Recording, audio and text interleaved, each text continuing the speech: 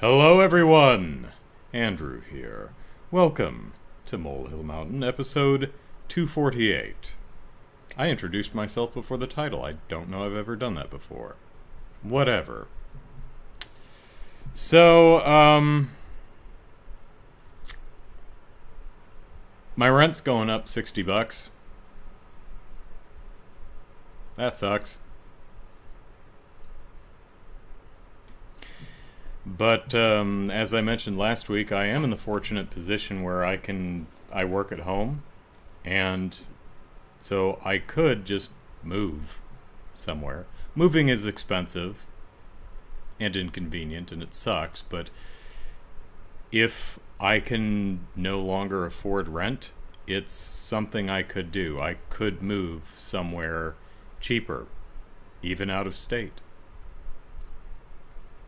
It's like, hey, you want an instant 18% raise? Move somewhere with no income tax. I could do that. That is an option available to me.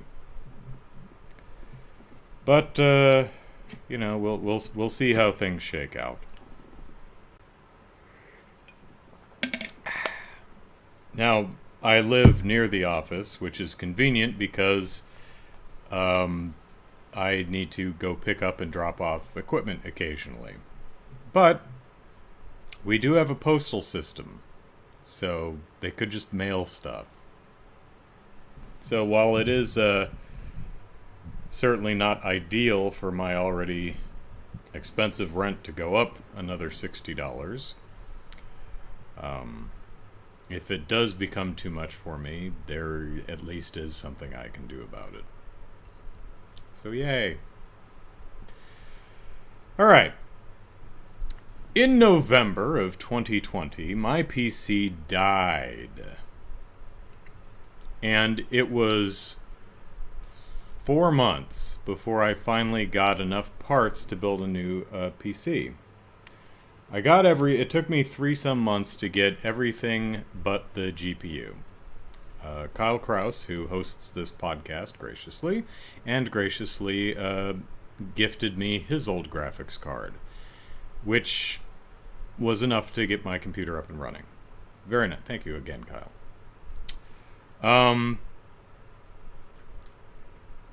So I have since then been really trying to get a modern graphics card, because the one Kyle gave me sounded like this. 24/7. That poor little thing, its fans were spinning at max RPMs, desperately trying to keep up. It was an old graphics card, what do you want? And it may have been responsible for the extreme spike in my energy bill in recent months. So I was also hoping that a new graphics card would suck less power out of my wall. So, you see behind me the new weight set. I talked about that last week. Not long after I got that, I finally got an opportunity to buy a new graphics card.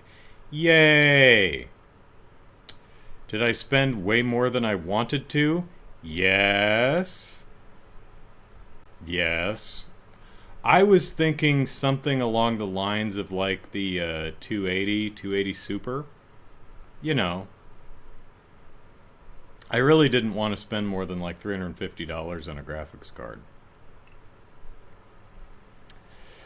But you take what you can get. And what I got, and is currently in my box right now, Lee says, sounds like the fan in my Switch. Matthew says, sounds like it's struggling to keep up. Poor little bot. Yeah, it was. I actually bought 2 additional fans to put in the front of the case to help it out. So I got a new graphics card. It is a 3060 Ti, which is more than I need and more than I wanted to pay. But I couldn't just buy the graphics card. No. You can't just buy the graphics card. They won't let you. You gotta buy this stuff in a bundle. Most of the bundles were things like a graphics card plus power supply, or graphics card plus motherboard, or graphics card plus PS5 and an extra controller and 3 games for $2,000. No.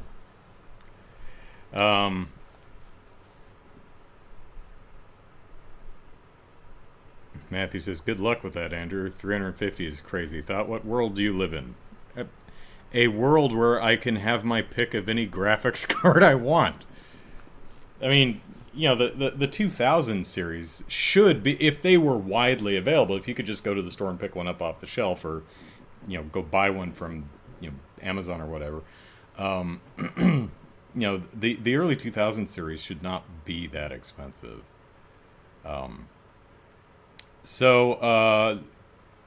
But this bundle, which was available, was the 3060 Ti plus another 16 gigs of memory, so 2 8-gig memory sticks.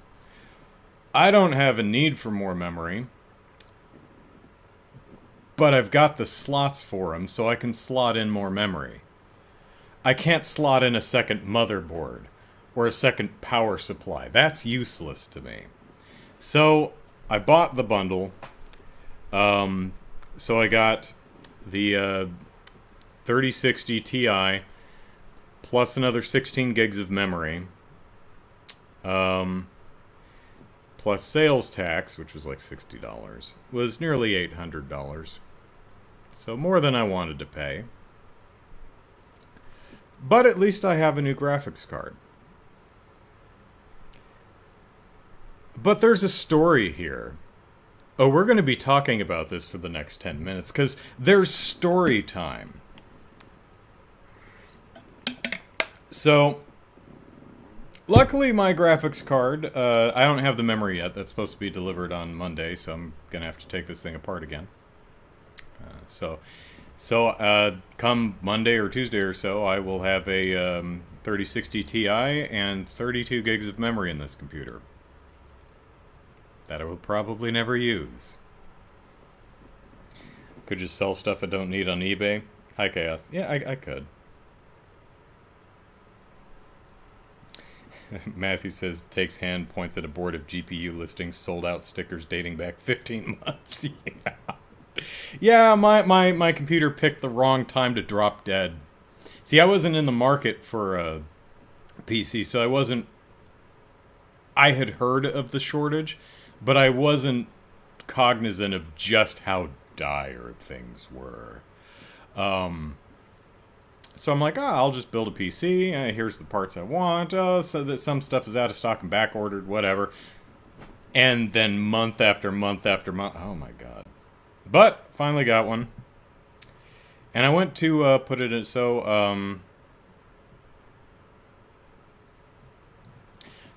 I shut off my computer. And of course I'm switching from AMD to NVIDIA. So I had to, reset Windows to get all the AMD stuff out of there. But, which means I had to reinstall everything. Oh well.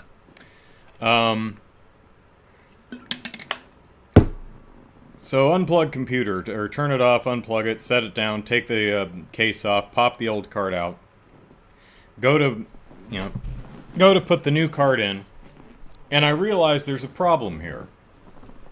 And that problem is the 3060 is a beefy card. As in, it's physically large. In my bottom PCL slot, I had my capture card, which allows me to stream console games. Not going to fit. So I found out and was very sad to see that I would not be able to plug in my graphics card and my capture card at the same time. Oh no, what do I do? Swap the two every time I want to capture console footage? So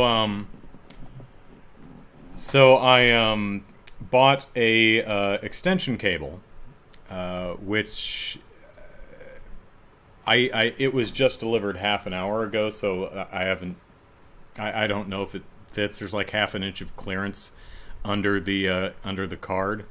So the idea is to use the little extension cable to snake under the graphics card, and I guess I'm just going to have my capture card hanging off of the back of my PC, which is not ideal, but whatever. I mean, with the card I had in here before, the graphics card and the capture card were like a 1/4 inch next to each other, and the weight of the card brought it down just enough where the corner of the capture card was sticking up into the fan. So I had to have it's right here. So I braced the sucker with a piece of cardboard to hold it up so that the fan wouldn't clip the edge of the capture card.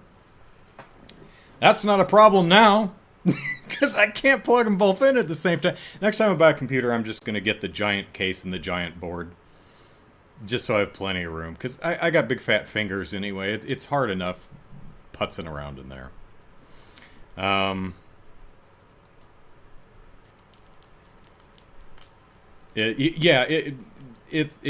It's large, and it covers all of my slots.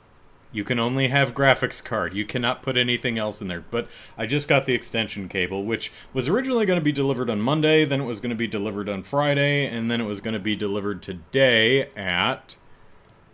I just tweeted about this a little while ago because it was kind of funny. At noon.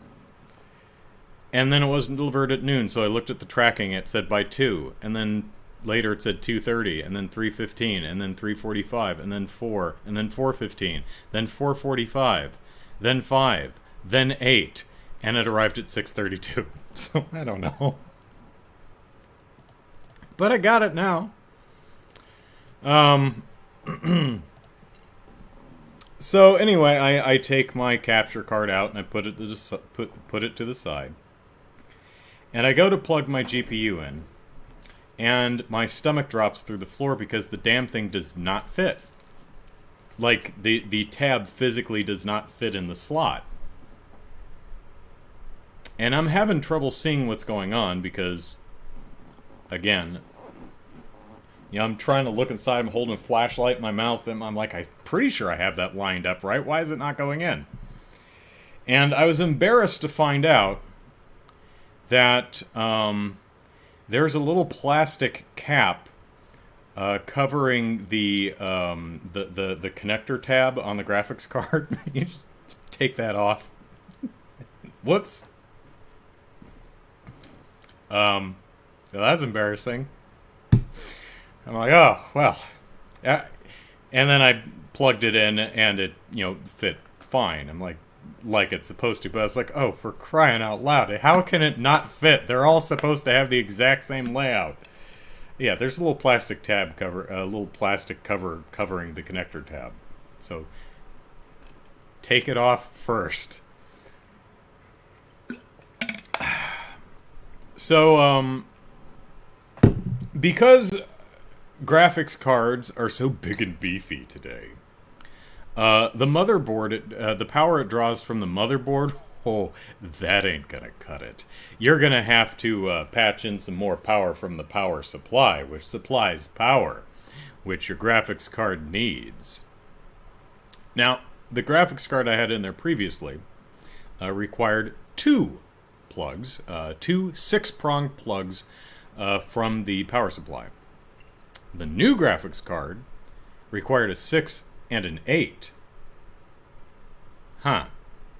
So I went to my box of cables. I didn't have an 8. Oh no. Got an extra CPU cable, which is an 8, but that's a different cable, and besides it won't fit anyway because of the tab on it. And I was like, oh, for crying out loud, do I need to buy a new cable? And then I thought, oh, wait a minute. That's what that little 2-prong dongle on the end of the 6-prong is, isn't it? Yes. Yes, that's exactly what it is. So I plugged it into the power supply using one 6, a second 6, and the little 2-prong sitting next to it. Well, you learn as you go. So my graphics card is snugly in my motherboard, connected to the power supply. Now the only thing left to do is plug my monitors into it. And then I find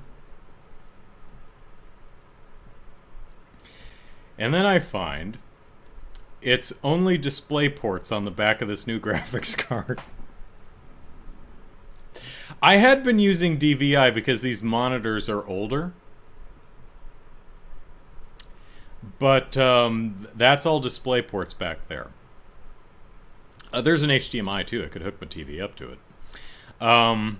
So I've got 3 display ports and 1 HDMI. And no display port cables. I looked in my big box of cables.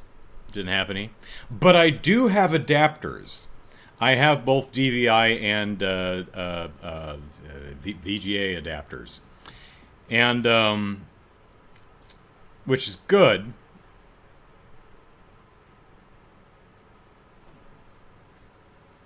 It does have an HDMI port, yeah. Which is good. So now I have my main monitor connected with a the DVI to the adapt. So lost my train of thought. Oh, because of what adapters I have. This one has a DVI to display adapter. This one is an older one and doesn't have a display port on it. So this one's currently VGA to display. So I actually, along with the extension cord, I got a display cable. So this one's just going to be a pure display cable, and this is going to be DVI to a adapter. So, Ellie says you built your own PC. I did, yes.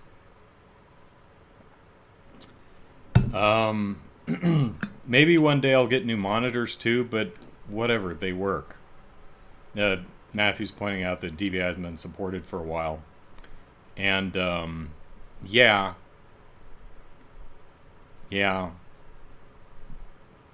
Like these are not 4K monitors. I have never observed the glory of 4K or HDR. I hear it's cool, but these monitors don't support that. Neither does my TV. But I don't think I'll be buying new monitors or a television anytime soon. I mean, I had to. I mean, it was like $25 all told for another cable and the extension cord. Which I'm hoping there's enough clearance for me to get under there so I can hook up my capture card. Are they at least 1080p? Yes, they are at least 1080p. They have capture cards you can build inside the PC. I'm not sure what you mean by build inside the PC. The capture card I have is an internal capture card. It plugs into the PLCE slot. Unfortunately, there's just not enough room because the GPU takes up too much damn space, which is why I bought the extension cable. So now it's probably going to be, snaking out from under the GPU and sticking out the back of the back of my computer case here. But at the very least, I don't need to have this piece of cardboard holding up the GPU anymore because there's no capture card underneath it to get stuck in the fan. So so is it quieter? Yes, it is. You know why? Because the GPU's fans aren't running. Is it broken? No. It's just pretty efficient and hasn't felt the need to actually turn its fans on yet. I guess I could try rendering some video or... I actually did render a video the other night. I just forgot to see if the fans were running. If they did, I didn't hear them. But I wasn't paying attention either. Maybe the fans in front are like, the GPU's like, nah, we're good. So, I really didn't want to spend much more than $1,000 on my new PC. Ended up being, would have ended up being a little over $1,100. Not too bad. In the end, I spent about $1,500, I think. So, it doesn't get hot. It's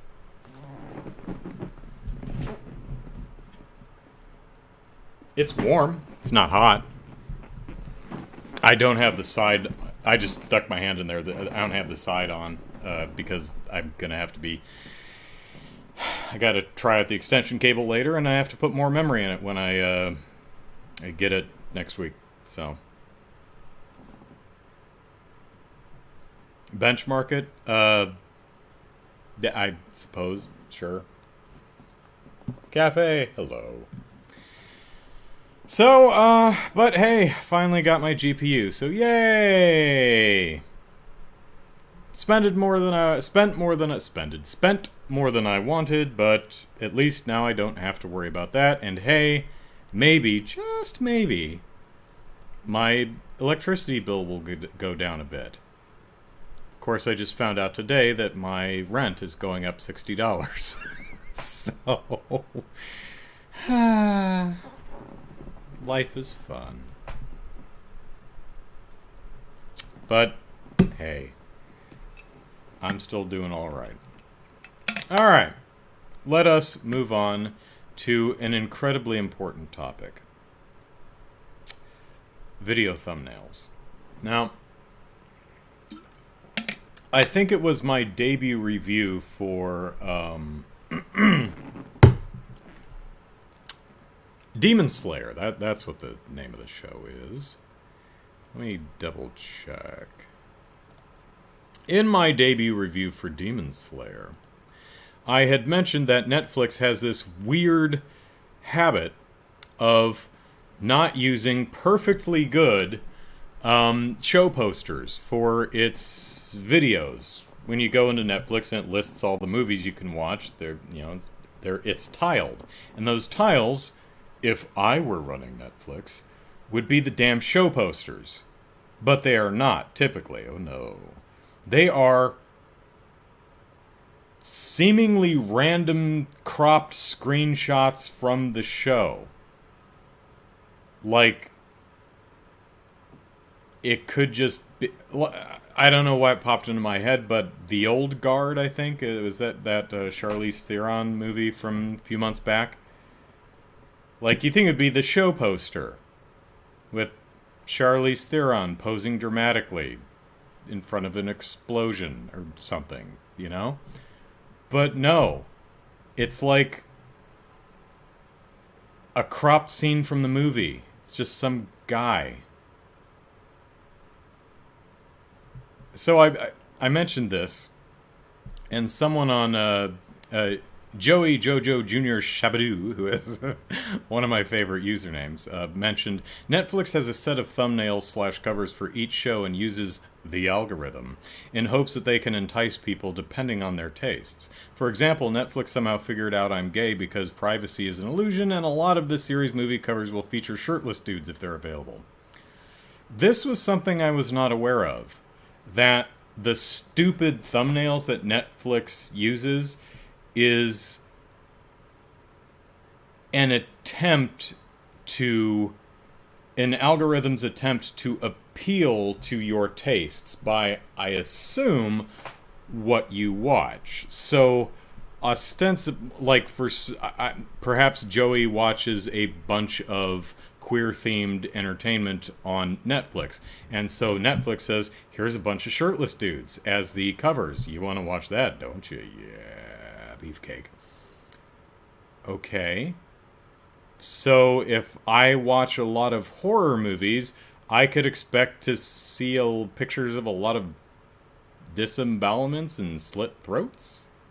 If I watch a lot of action movies, should the covers be nothing but explosions? I'm honestly, with this new information, no idea if it's true or not, but it sounds reasonable. Sounds like something a corporation would do.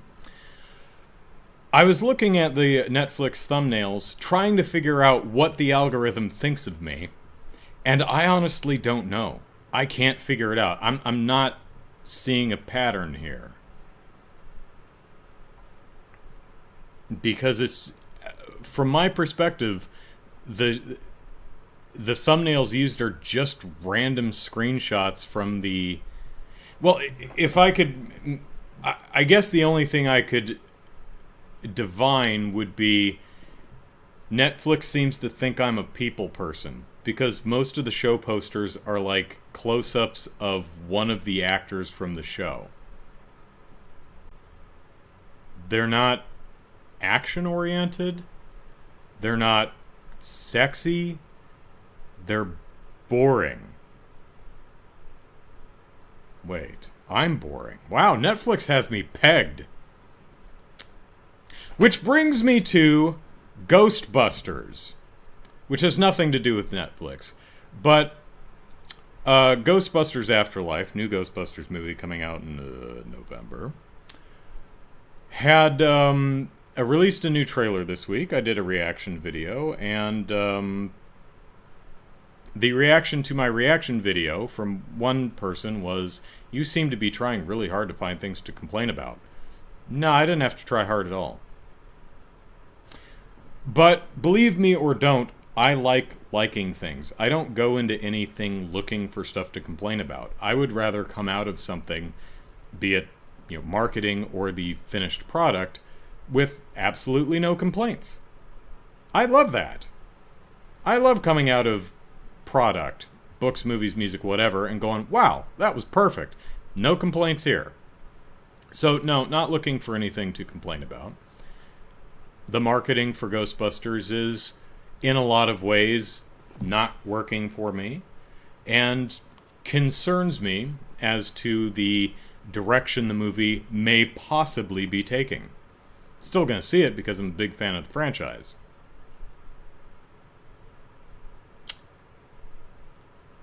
But what I'd really like to talk about is the thumbnail that Sony Pictures decided to use to advertise Ghostbusters, its new trailer for Ghostbusters. Now, you're a marketing person. You're controlling the Ghostbusters YouTube channel. And you're thinking, okay, what image can we use that's going to attract attention, that people are going to look at and go, ooh, I want to click on that. Anyone who sees Ghostbusters Afterlife trailer 2 and is like, I don't know, they're going to have to move to the image and go, okay, you convinced me, I'm going to click on it. Now, what image might you use? Well, there's the obvious and classic, just use the Ghostbusters, the no ghost logo, right? Classic image. Iconic. Everyone knows that. But, ooh, Ghostbusters, I know that. Boring and unimaginative, but, you can see that working.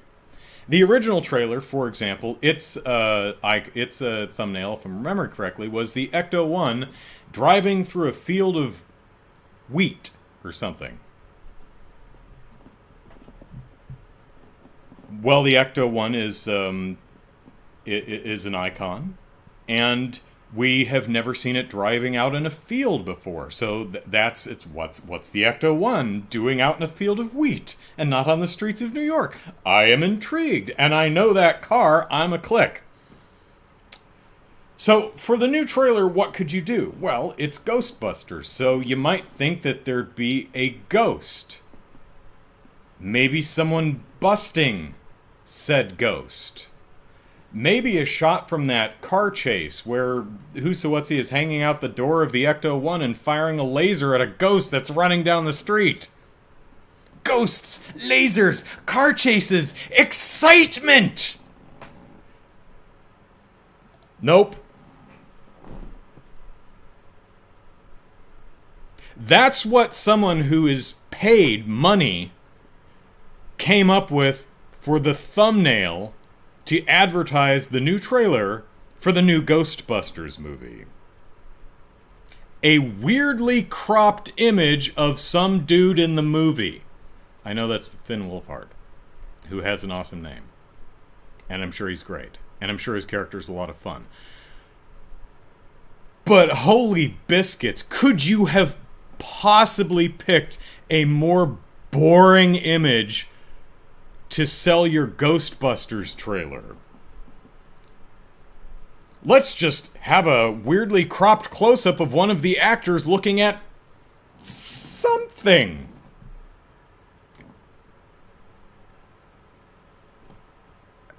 Maybe this is why I'm not in marketing. After all, When IGN uploaded the same trailer to its channel, it decided to use this as the thumbnail. Paul Rudd looking confused at something. Now, I believe that's actually backwards. That's a mirrored image, and he's looking at the mini Stay Puffs in the Walmart. That's the scene it's from, but again,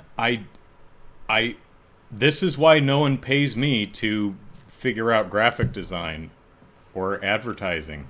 Because apparently I would screw it up. Because apparently this is what you do. You put in an oddly cropped close-up of one of the actors' faces. I guess that sells the movie? Like, I can imagine some Ghostbusters. I don't know. Paul Rudd, okay. Ghostbusters? I don't know. Oh, Finn Wolfhard, yeah. I'm not saying this is wrong. Maybe it's very effective. But it doesn't work on me. I think it's dumb. I think it's a poor choice. What say you, chat? Netflix is trying to find the cheapest way to show stuff so they don't have to pay much. I can't imagine when they license the rights to stream a movie that it costs any more or less to actually use the film's poster. I can't imagine it's significant. Like, okay, it's, you know, $1 million to license for this movie. But it's another $250,000 if you want to use the show's poster. Oh, you don't want to use the show's poster? Oh, that's fine. What are you gonna do though? Oddly cropped screenshots of random characters from the movie? Netflix, like, yeah, and they do. I mean, maybe, but that seems weird to me. But who knows? Jared, what'd you miss? About half an hour. My story of getting a new graphics card and oh, is it barley? Is it not wheat? Okay, thank you, Chaos. Anime Momo, hello. So no offense meant to Finn Wolfhard or Finn. To Finn or Paul Rudd. But if this is the most interesting image from your film, ooh, yeah, I don't know what to tell you. I mean, I like both these actors, sure. But I guess I'm just an odd duck when I genuinely do not give the slightest crap about who's in the movie. I can't think of anyone who's like, oh, they're in it? Well, I don't need to know anything else. I'm going to see it. No, don't care. I care about the movie, not who's in it. Now, there are many actors I like. I like Paul Rudd. I've enjoyed him in everything I've seen him in, even stuff I didn't like Halloween 6. I mean, he's fine. Movie's terrible. Finn Wolfhard? Is it a D? I don't know. I think they're purposely trying not to give away too much away. Okay, fine, but you gotta give me something or I'm not gonna click on the damn trailer. I mean, you don't have to spoil the movie. I mean, just... You don't even have to spoil the trailer. Come up with something interesting. Find the next Drew Struzan to just draw something cool and fetching and eye-catching and neat. But just a weirdly cropped close-up of one of the actors in the middle of the film looking confused at something off camera Doesn't work for me, at least. Maybe that's really... Maybe everyone else on YouTube is like, holy shit! I gotta see this, whatever it is. Look at that hair! Look how mildly surprised he looks at something. I need to know what he's so mildly surprised about. And what product he uses in his fabulous hair. Maybe. Maybe I'm just really boring. They're betting on the Ghostbusters name to be the selling point? Well, sure. But again, you don't have to be boring. There's plenty of things in the trailer that are neat. Like the Ghostbusters logo I mentioned. I mean, that's boring and unimaginative, but it works. You know, the car driving through the field of barley. Chasing a ghost down the street. A guy serving coffee to a corpse miner. A miner corpse? A miner who is long since dead, but surprisingly ambulatory. And is definitely not, because we're trying to reference things we liked from the first movie, like the taxi cab ghost, right? Oh, well, not a big deal, but it's just something... I dearly wish I could talk to the people who make these decisions and just ask them why. I'm not mad at them. I don't even think they're stupid. I might after I talk to them, but I would genuinely be interested to talk to the people who make these decisions. Like, okay, maybe they were working under constraints, in which case I'd like to go to those people. And why the dumb constraints, you know? I would genuinely be interested. With a world of possibilities at your fingertip, why did you go with the single most boring thing next to just, I don't know, a gray box? Just nothing. I don't know. We didn't upload a thumbnail. I mean, when you upload a video to YouTube, YouTube automatically just grabs 3 random screens. Any one of the random screens that... Here's what I might do. I might rip the trailer for Ghostbusters, upload it to YouTube, see what the 3 random screens are, and I bet all 3 of them are more interesting than this or this. That might actually make an interesting video, but that would take work, and I don't know if we'll get around to that. Kaya says that was a deliberate callback to the taxi cab ghost. Yeah. That's one of my concerns about it, is it seems to be chock-a-block with callbacks to the first film.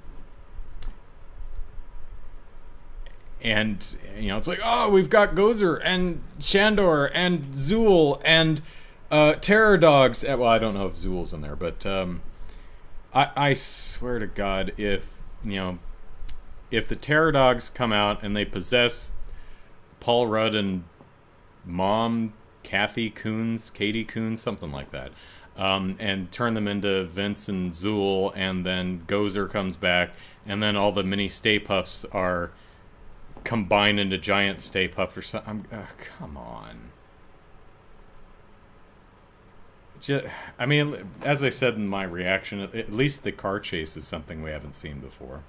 We've seen the Ecto-1 tearing around town, but we haven't seen them chase ghosts down in the Ecto-1 while firing lasers out the side door with a little RV ghost trap chasing them down. That's great. That looks cool. Haven't seen that before.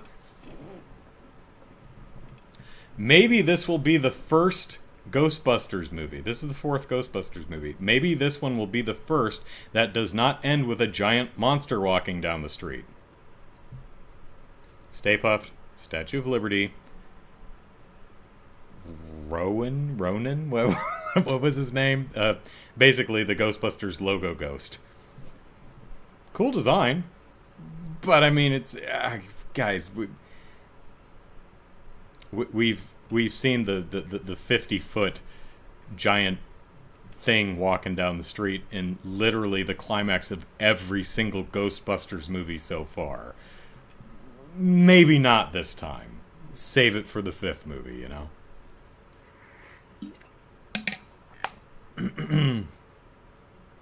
It's terrible, like that one movie, Just Putting a Hand. I don't know what that means, Lee. Sorry. My theory regarding Ghostbusters is that Egon buried the containment unit in the abandoned mine and is failing. That's an interesting thought, because we do see the purplish pink wispies when the mountain explodes, which is the same purplish pink wispies that we saw in New York when the containment unit was shut off and the ghosts escaped.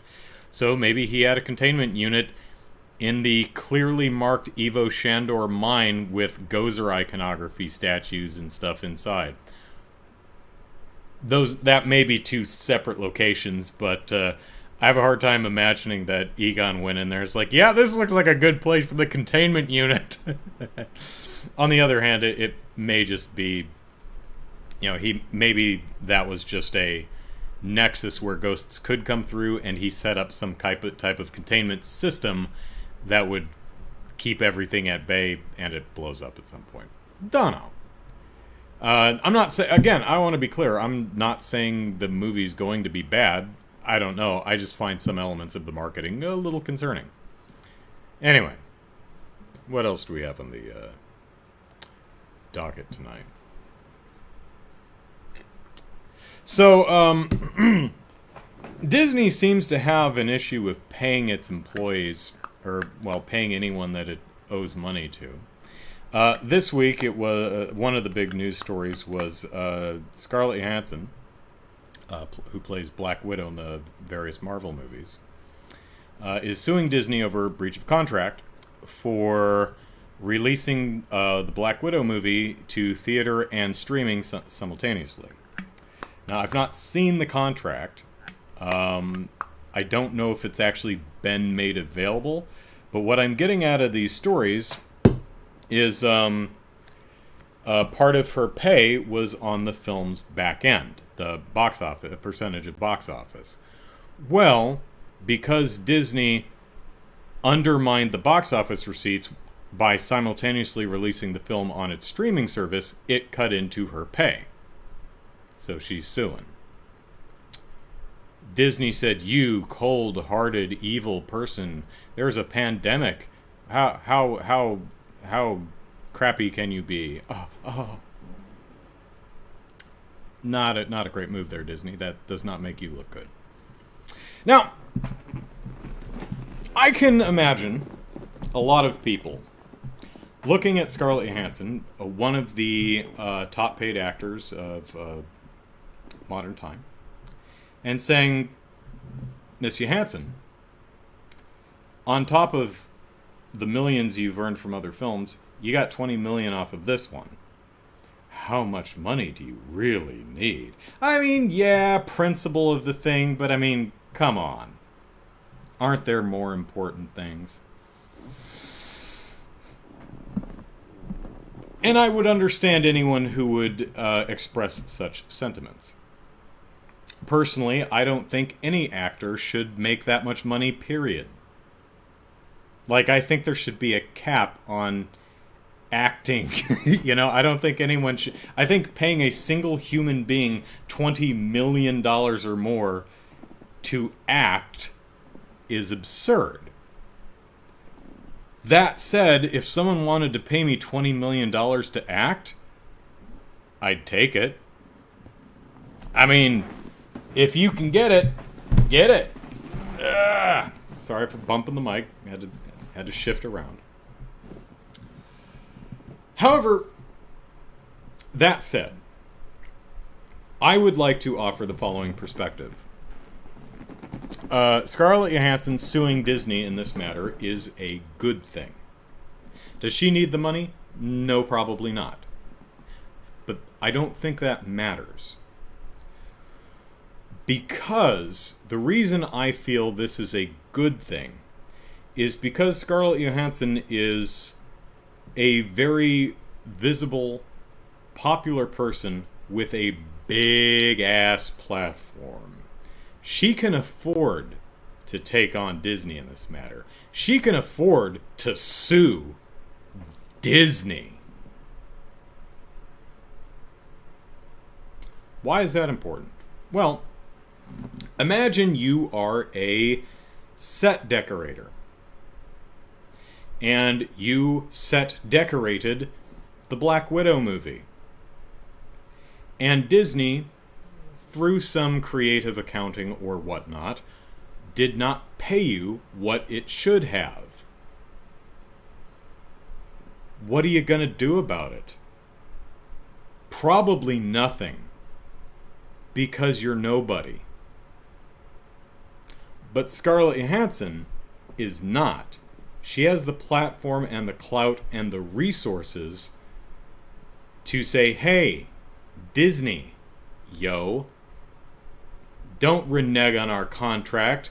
Pay me what you owe, jerkface. Her doing that makes it a lot easier, not guaranteed of course, but easier for people further down the totem pole to get what's owed them. So that's why I say, while Scarlett Johansson almost certainly doesn't need any more money, number one, if that's what her contract states, if that's what both parties agreed to, pay up. And number two, this makes it more difficult, not impossible of course, but more difficult for Disney to pull this crap on people who do not have the resources to take Disney to court. So I think from that perspective that this is a good thing. Whatever you may think of Miss Johansson herself, or her motives, or how much money she makes, or how much money people of her profession should make, that I feel is irrelevant to pay people what they are owed. And this particular instance makes it more likely that, as I said, people further down the totem pole get what's owed them.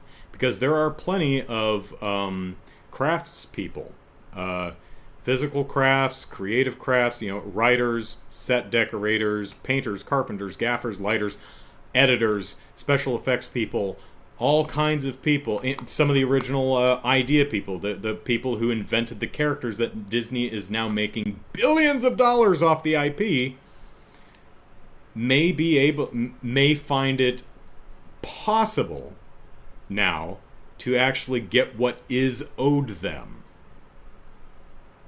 You may say, well, Scarlett Johansson doesn't need this much money. Irrelevant, though true. But on the flip side, neither does Disney. So Disney, number one, pay people what you owe them. Number two, pay people what you owe them. I actually had a different number two, and it completely slipped my mind, so I thought I'd just reiterate the number one. Maybe I'll think of number two again later. Let's see. Lee says people just use the pandemic as an excuse. Well, the pandemic is definitely an excuse for some things. For example, your parents might say, you haven't come to visit in a year and a half. Yeah. Pandemic. I am using the pandemic as an excuse, and rightfully so, in that particular instance.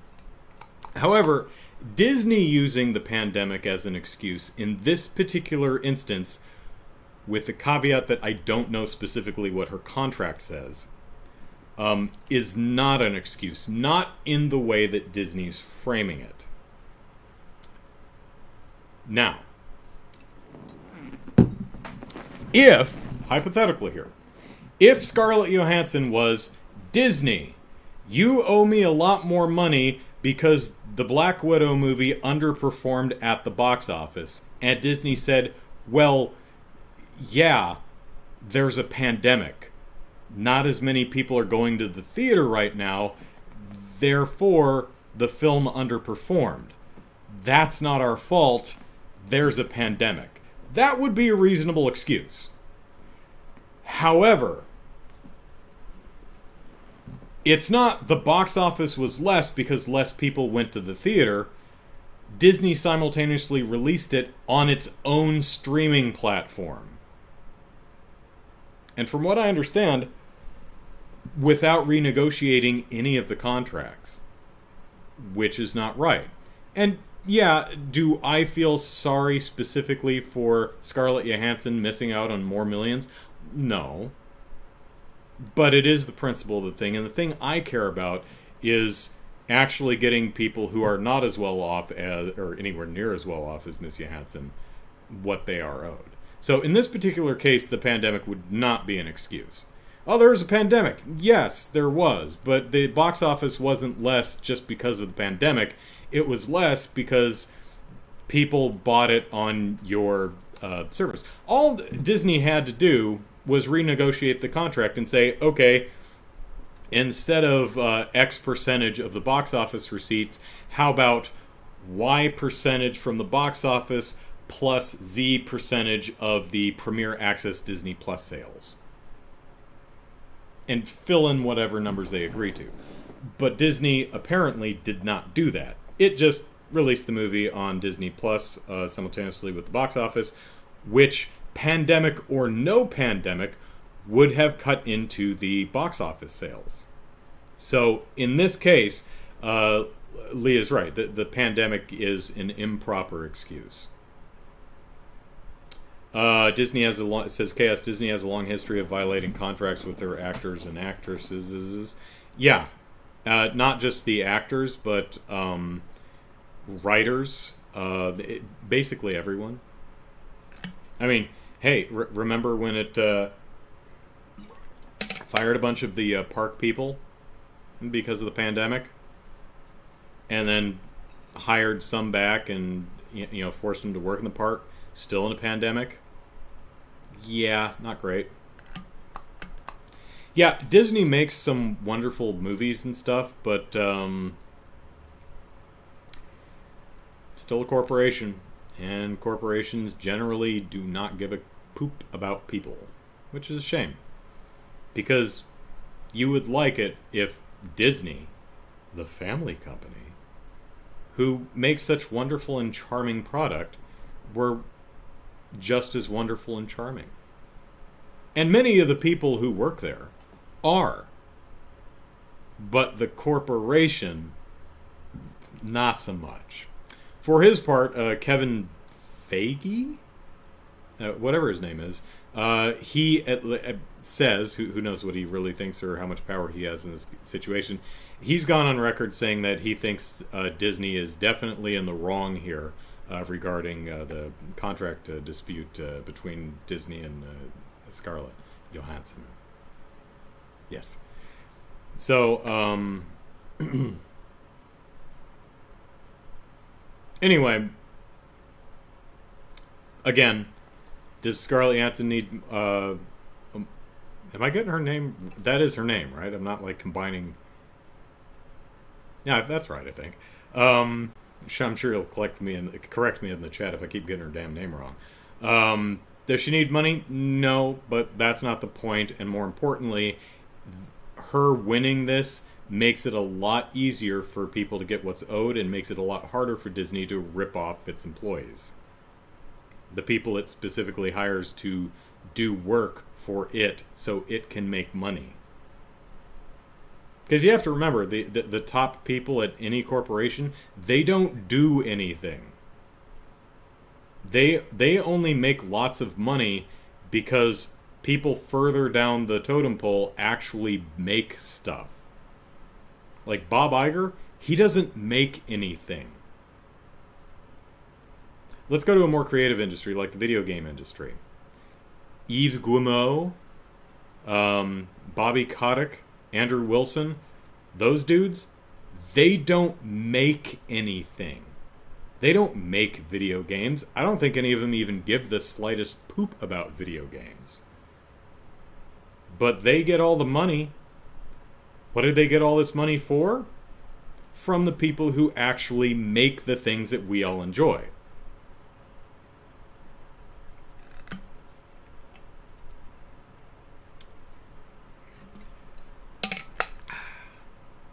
I'd be less harsh on these people if they didn't constantly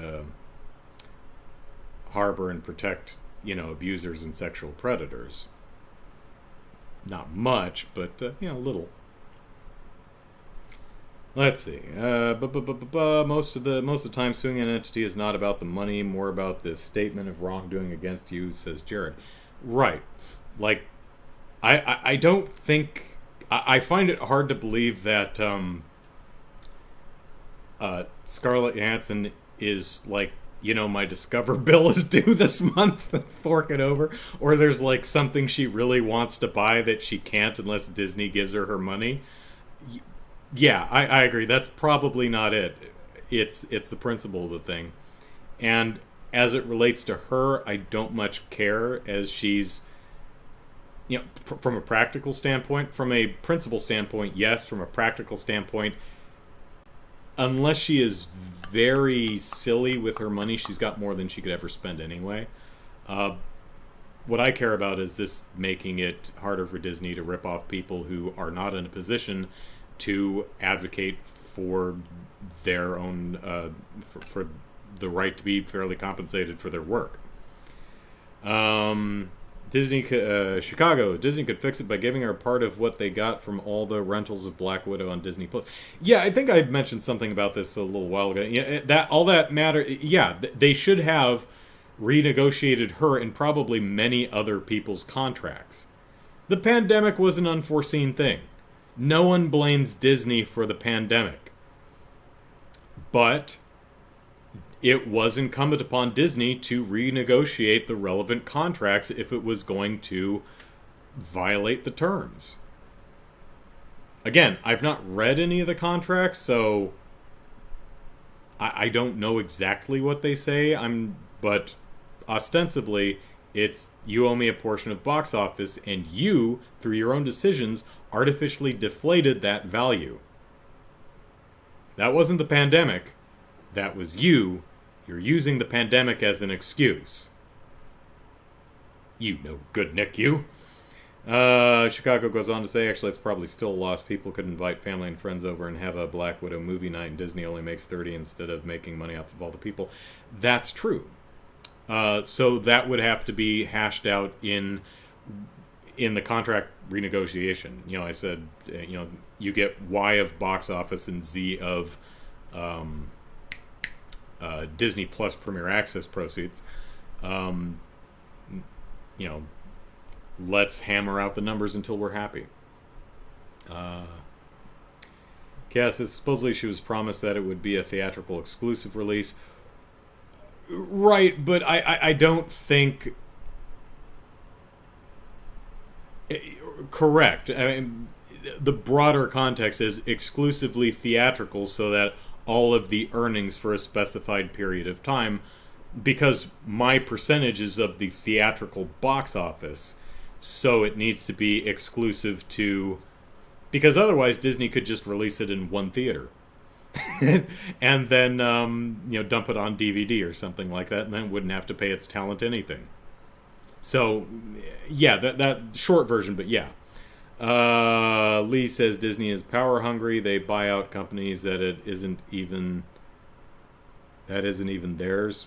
Well, yeah, acquisitions are a thing. Johansson? I've been saying Johansson. With a J? Okay. So, probably getting the name wrong. Yeah, I don't... Did I even write this down? No. I wrote down my notes, Black Widow sues Disney. I didn't write her name down because I can't spell it. I can spell Black Widow, though. Scarlett Johansson. Actually, let me... Scarlett Johansson. Yep. I have no idea how it's pronounced. I've never spoken to her. So, didn't go to school with her, don't know her, so. Let's see. Jojo Jr. Shabadoo. Yeah, I mentioned you earlier from one of your video comments. If they're willing to do that, ScarJo, that... Oh, yeah, the portmanteau of her name, ScarJo, so yeah, that makes sense. It is a J. If they're willing to do that, ScarJo, then they'll do it to anybody. Yeah. Lee says, I wonder what Disney would say if he was alive. I wonder what Disney would say if he were alive today. Probably, where's the rest of my body? And how am I breathing in this vat? Disney's head's alive in a jar thing. You get it. You get it. It's a dumb joke, but anyway. So, at the end of the day, I hope this makes it more feasible for everyone to get paid for the work that they do.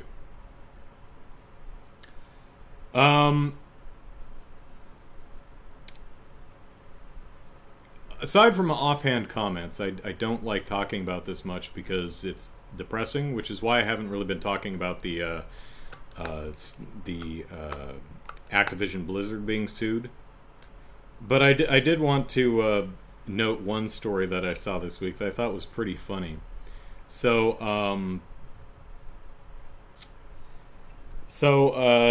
some woman who works for a cybersecurity company was at a E3 or some industry event years ago. She went up to Activision Blizzard's booth, and they sexually harassed her. And a little note popped up in the corner that said, "She will remember that." She remembered that because she told her boss that.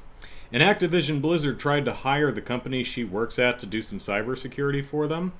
And the boss remembered that his employee had been sexually harassed by this company.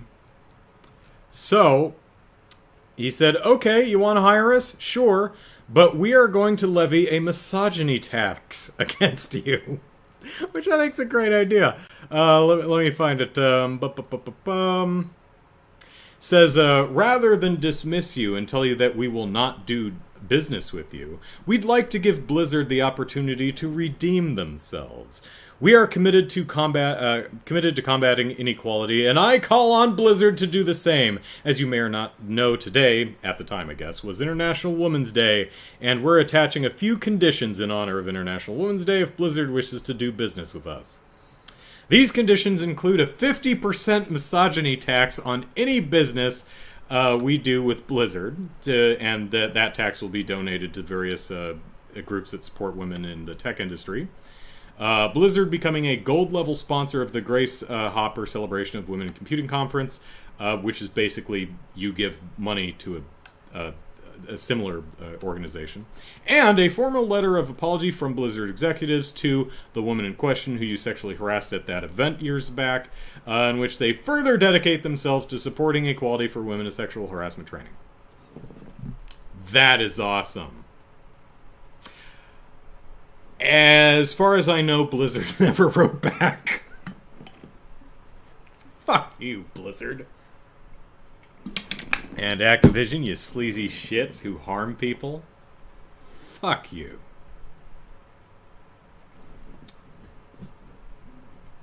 Gotta hate these companies. But I do really love this whole misogyny tax. That's pretty great. Oh, yeah, but here's the... You want to hire us to do cybersecurity? Okay. Well, tell you what, because you're misogynistic pieces of poops, that's going to cost you an extra 50%. Plus, you got a gold level sponsor of this org, and you have to write our employee who you sexually harassed an apology. And work on it. I'm like, love it. That's great. I mean, nothing's actually going to come of that, but I certainly do appreciate that. That was pretty great. Do I have anything else on my list? Yeah, I wanted to briefly talk about the Annapurna Direct. It wasn't called a Direct, but everyone knows that's what it is. I keep in my head calling it Annapurna, like the dog food, but it's not. It's Annapurna.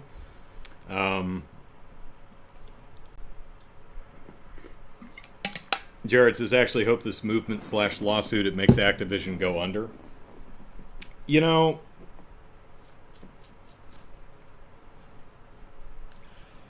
I don't think that's necessary. Maybe not. On the other hand, maybe when something is that rotten, you just have to condemn the entire thing and build it again. But as an idealist, cynical though I may be, I think that if you just got rid of the bad people there, that would do it. Like, just replace all of management. All of them. That should do it. You know? But maybe Jared's right, and it's just the company is just too far gone and cannot be salvaged. And one might say, well, what about the employees, the victims who work there? And you could say Bobby Kotick's going to fire all of you anyway, so I mean,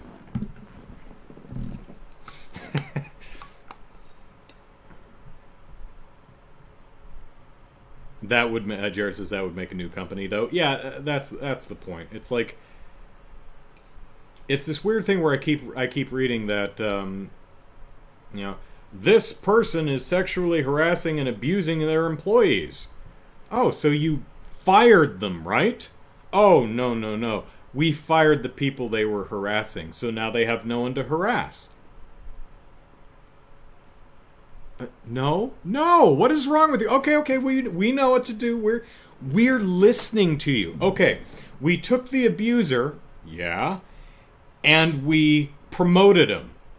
No. Okay. Third time's a charm. I think we've got it. We know exactly what to do with this person who is abusing their position of power on our dime. Okay, let's hear it. We're going to take them, and we are going to move them to a different company that we also own.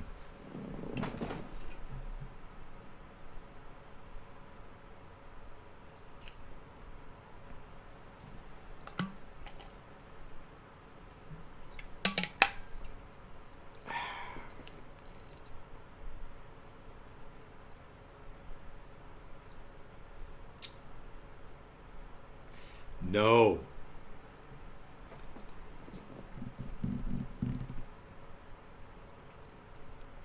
So the Annapurna showcase. As Jared says, stakeholders hold some form of power as well. That's true. And to some stakeholders' credits,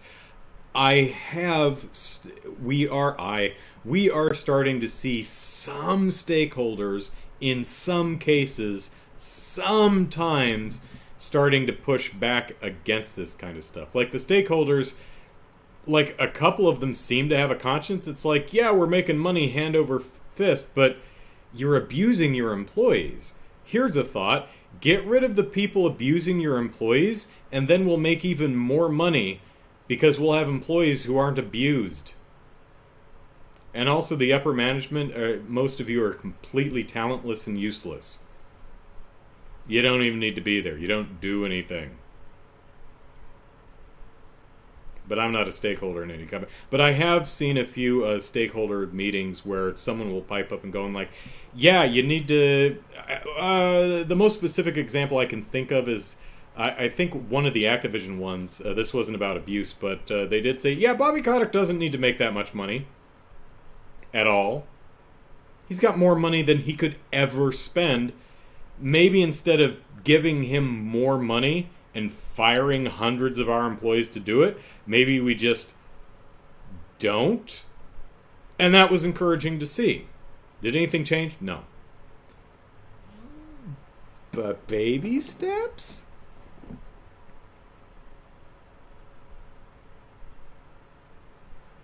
Spyro and Crash. Was that not Naughty Dog, Insomniac, right? Do I have the right company? Yeah, sadly, a lot of the companies that make some of our favorite games are just genuinely morally awful corporations. Again, not that every single person who works there is that, but the corporation is. And this includes, of course, Ubisoft, Activision Blizzard, Riot, EA, probably all of them. Probably Nintendo too. I mean, when you look to the stars and you see that all of the heavenly bodies are spherical, it's a pretty good bet that they all are. Now, it's a stupid analogy. I don't know why I thought of it, but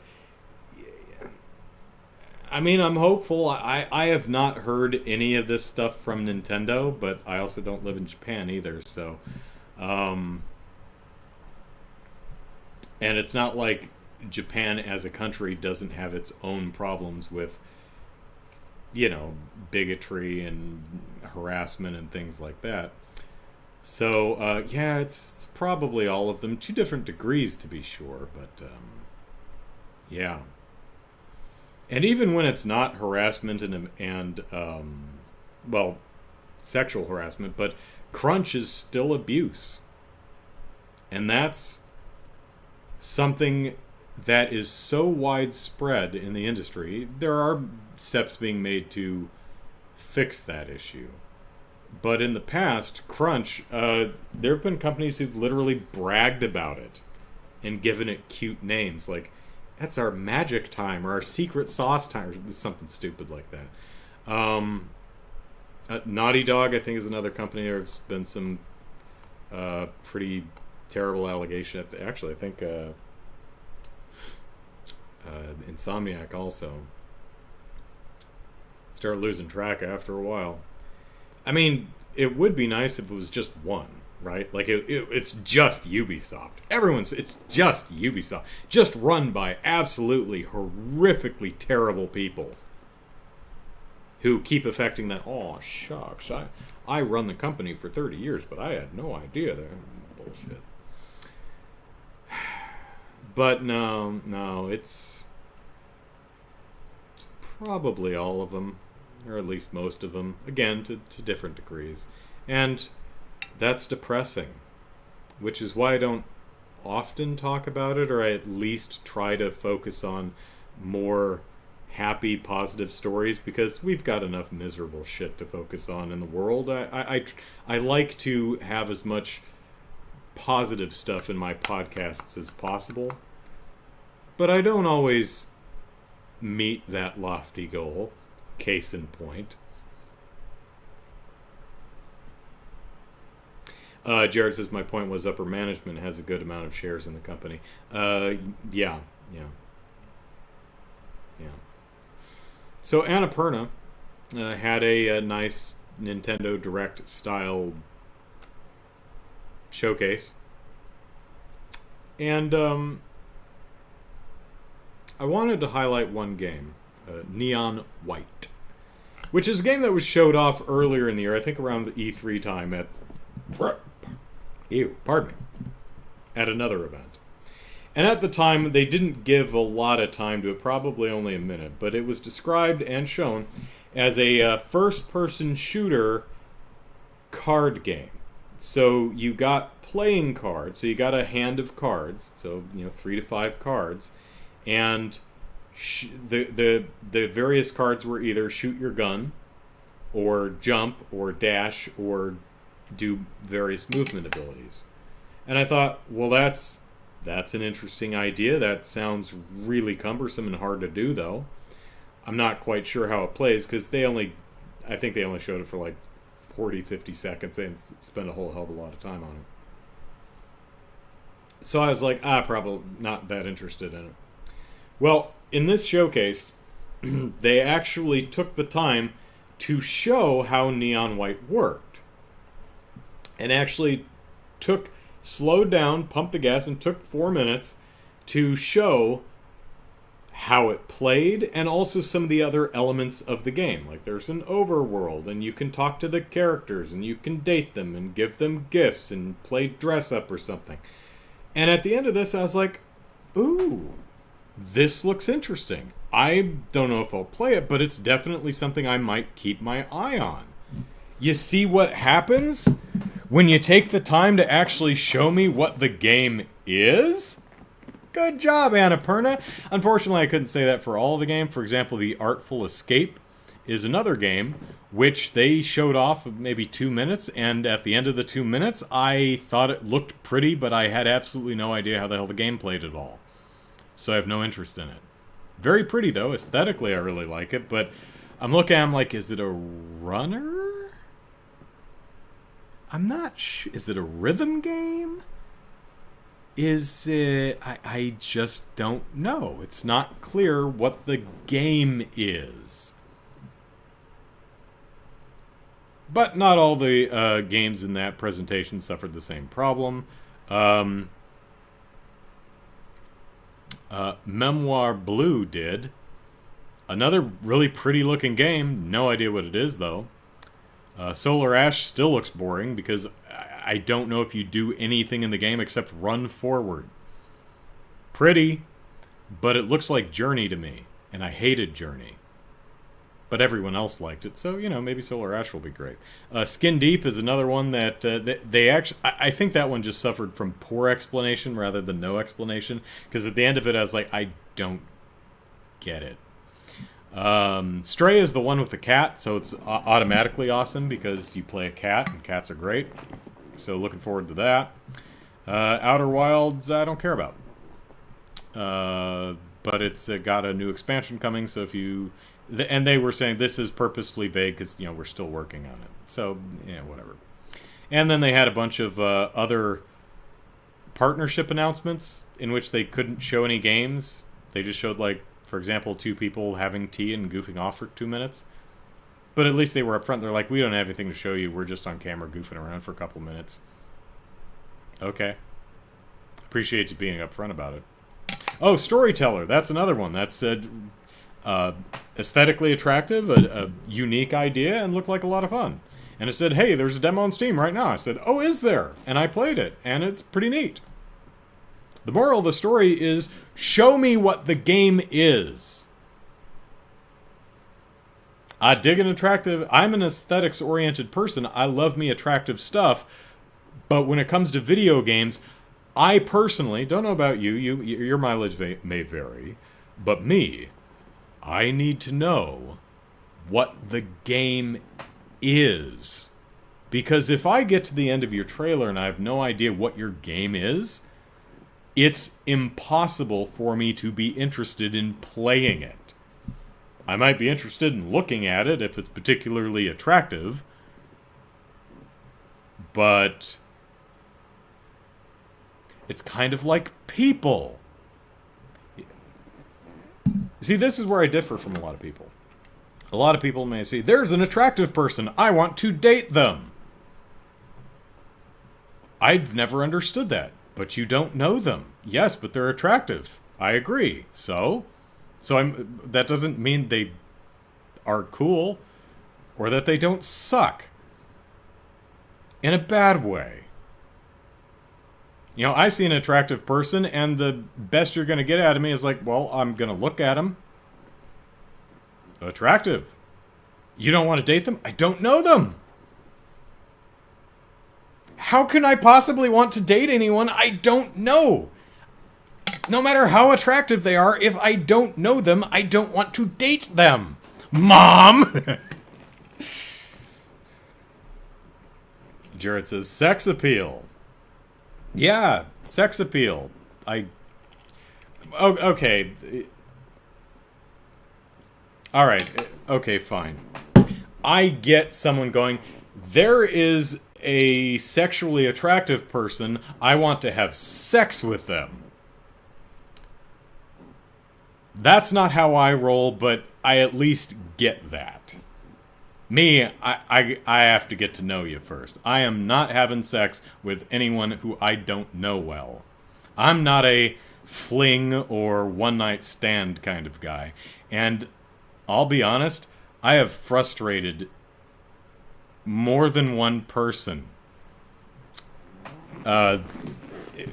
Because this is just the way I am. I remember...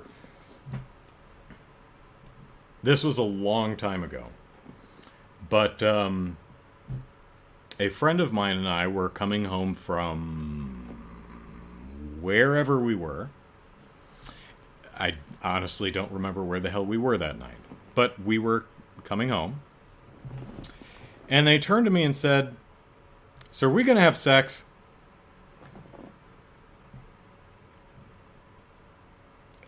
And I'm like, we've only known each other for like 2 weeks. And they're like, yeah. So yes or no? I'm like, no. I mean, that's way too quick. And they're like, nah. So I guess I'm just really slow to warm up to people. I run cold. You definitely need to know this about me. This is exactly why you come to the podcast, right? I have made my entire audience really uncomfortable now. I am so sorry. Chicago says, isn't that the point of dating? Getting to know someone to see if you have chemistry? You know what? That's another excellent point. Something people like, Mom have argued. It's like, why don't you date that person? I don't know them. That's why you date them, to get to know them. Huh. You know what, Chicago, rather. That's an excellent way of thinking about it. I think video games are like dating people. So, a lot of gamers will see an attractive video game. It's like, ooh, that's an attractive video game. I want to play it to see if it's any good. Me, on the other hand, I see an attractive video game, I'm like, I have no interest in playing it. And the other gamer's like, but it's pretty. It's aesthetically appealing. And I say, I agree, but I don't know anything about it, so I have no interest in playing it. And the gamer says, well, that's why you play it, to see if it's any good. And so it goes with interpersonal relationships, I suppose. You date people to see if you want to date them. Which to me is just weird.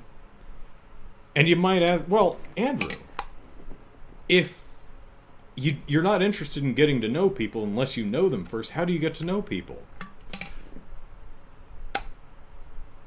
That's a good question. Happenstance, I guess? Like the person I just mentioned, who, are we going to have sex? It's been like 2 weeks. That person? I met this person at my apartment complex. They were coming out of the front office place where they hold big packages that don't fit in the mail cubby. And they were coming down the stairs, 18 friggin' packages in their arms. And I said, you need help with that? They said, sure. And that's how we met. I helped them carry packages to their room. Otherwise, I never would have given them the time of day. I mean, unless they asked or something. Hey, what is the time of this here day? I would have said, or pulled my phone out of my pocket, or at that point probably a BlackBerry, and told them. But, yeah.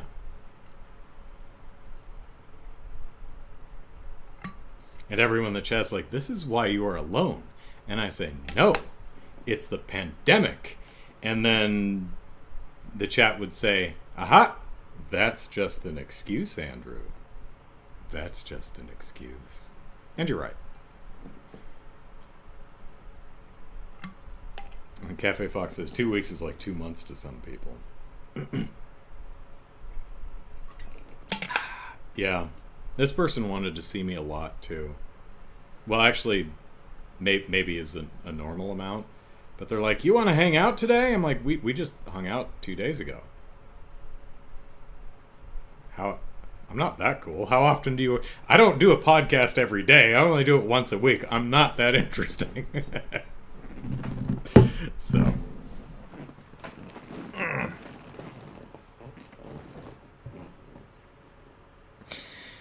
So, 8:25, yes, that's enough. All right, so we're done with the podcast for tonight. Come back tomorrow, noon Pacific Standard Time, and we'll play some more Trails in the Sky.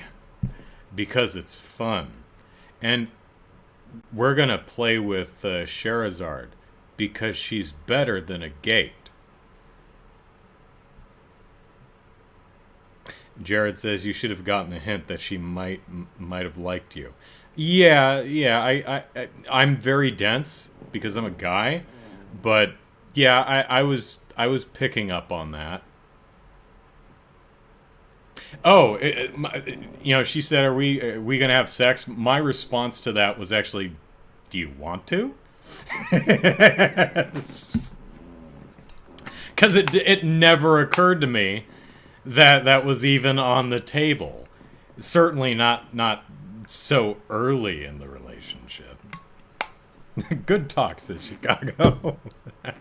All right. Not all guys are dense. Not all guys are dance either. That's true. But I am. You gotta, if you want to advertise your interest in me, you gotta wave flags and stuff, because I am not going to pick up on. I don't pick up on subtleties. I remember I've been trying to close the podcast for the last couple of minutes, but my mom and my sister both told me at some point that a bunch of the girls in high school really liked me. I said, really? And they went, yeah. Didn't you notice? And no one said anything to me. And they're like, oh my God, this guy. No, they're not going to say anything. It's all in the way they act. I'm like what? Like, did you notice how they always were saying, hi, Andrew? It's like, yeah, everyone says hi. It's polite. It's an introduction. They're like, oh my God, this guy. No, how they, like, batted their eyes or flipped their hair or stood at a particular angle that expresses interest somehow. And I'm standing there like a dope going, no. And my mom and my sister are both smacking their heads against the wall going, why is this boy so dense? So. Very few guys are Denise, too. Alright, it's not easy being a man named Denise. Alright, that's it. See y'all tomorrow, well, some of you, hopefully, tomorrow, noon Pacific Standard Time, for some Trails in the Sky. I hope you're looking forward to it. I definitely am. Alright. Good night, everyone. See you later.